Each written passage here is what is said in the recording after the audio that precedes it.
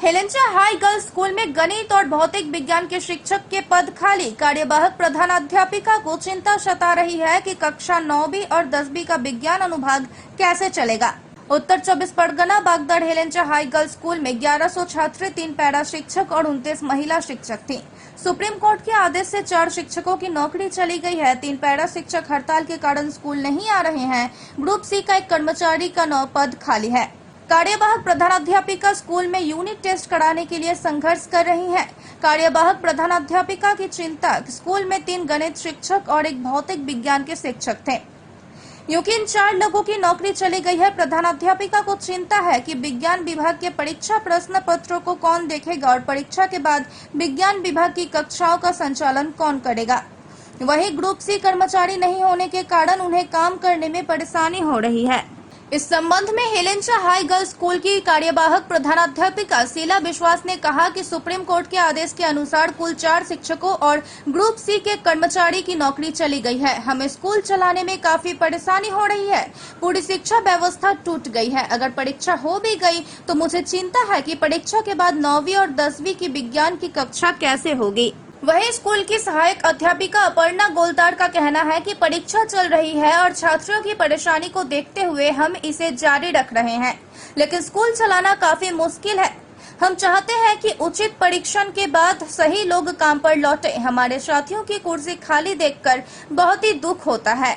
हमारे स्कूल থেকে কোর্টের রায়ে টিচার গেছেন 4 জন আর ক্লার্ক একজন। 4 জনের মধ্যে 3 জন হলো ম্যাথের আর একজন হলেন ফিজিক্সের। তার মানে আমার মাধ্যমিক, আমার পুরো মানে মাধ্যমিকটা আমি চালাতে কি করে চালাবো আমি এখন সেটাই বুঝতে পারছি না। ম্যাথ কি পুরো শূন্য হয়ে গেল? ম্যাথ পুরো শূন্য এবং ফিজিক্সও শূন্য, মানে কোনো টিচার ফিজিক্সে না নেই। তাহলে ক্লাস কি করে হবে? ক্লাস কি করে হবে আমি আমার মাথায় তখন এটাই সবচেয়ে বড় চিন্তা। পরীক্ষা কি করে চলছে? পরীক্ষা চলছে মানে এই তো 4 জন টিচার নেই, ক্লার্ক একজন নেই, এর মধ্যে আবার প্যারা টিচার 3 জন, ওরা চলে গেছে ধর্মঘাটে। তা আমি এই অবস্থায় আমার পরীক্ষা চালাতে আমি মানে হিমশিম খেয়ে যাচ্ছি। 7 জন শিক্ষক নেই? 7 জন নেই প্লাস আমার একজন ক্লার্ক।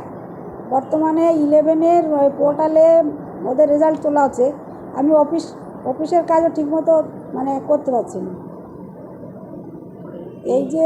এই যে পরিস্থিতি, এই পরিস্থিতিতে আমি মানে ভীষণ মানে পরীক্ষা চালাতে তো খুবই অসুবিধা হচ্ছে। এই যে এদের যে ম্যাথের 3 জন নেই, আমি এই খাতাগুলো ম্যাথের 3 জন, ফিজিক্সের একজন, আমি এই যে সায়েন্স গ্রুপের খাতা 9-10-এর কাকে দিয়ে দেখাবো সেটাই আমার এখন সবচেয়ে বড় চিন্তা। 3 জন প্যারা টিচার ওরা তো 3 দিন আসবে না ধর্মঘটে। আমি মানে পরীক্ষা চালাতে ঠিকমতো পরীক্ষা চালাতে পারছি, কোনো রকম আর কি চলছে আর কি পরীক্ষাটা, কিন্তু পরীক্ষার পরে আমি কি করে চলবো আমার মাথায় এখন এটাই সবচেয়ে বড় চিন্তা। মানে পুরো আমার স্কুলের শিক্ষা ব্যবস্থাটা, আমি শুধু আমার বলে না, আমার মনে হয় সব জায়গারই এরকম আছে। আমার মতো অসুবিধায় প্রত্যেক স্কুলে আছে, মানে পুরো শিক্ষা ব্যবস্থাটা মানে ভেঙে পড়ার মতো। এর একটা মানে আশু সমাধান আমরা চাই। এই মুহূর্তে তো আমাদের পরীক্ষা চলছে স্কুলে 2 তারিখ থেকে।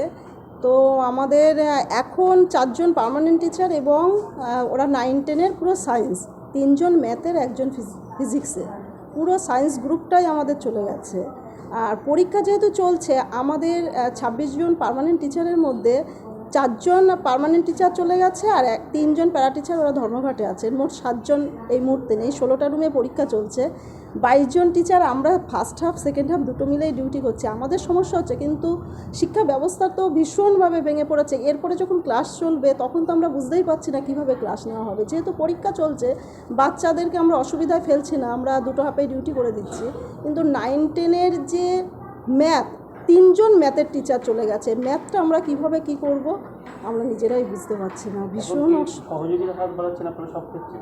আমরা তো চাইছি ওরা যোগ্য যারা তারা অবশ্যই ফিরে আসুক আমাদের কাছে, আমাদের সহকর্মী। আমাদের ভীষণ কষ্ট হচ্ছে ওদের জন্য, একসঙ্গে আসা, একসঙ্গে কাজ করা, মানে বেঞ্চগুলো ফাঁকা পড়ে আছে, আমাদের সমস্যা হচ্ছে। ওরা মানে যাতে সঠিক বিচার পেয়ে ফিরে আসুক, আমরা এটাই চাইছি।